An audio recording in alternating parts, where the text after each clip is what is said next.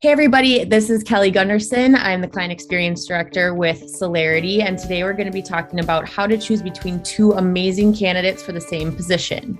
If you absolutely have to pick between two amazing candidates, you can only choose one to fill this position. Make sure you're choosing the one that has more enthusiasm about the role itself, somebody that has the leadership skills that you're looking for in the future so they can grow with your team, and somebody that is vibing well and connects really well with your team that you already have. That's key. If you want to involve your team about making a decision between two really good candidates, I would recommend making sure that they're a part of the interview process from the very beginning.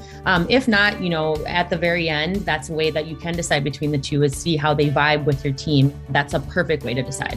Hopefully these tips have helped you. If you need some more help, feel free to reach out to Celarity or myself directly. Happy to help you on this journey and make the final decision on your next hire.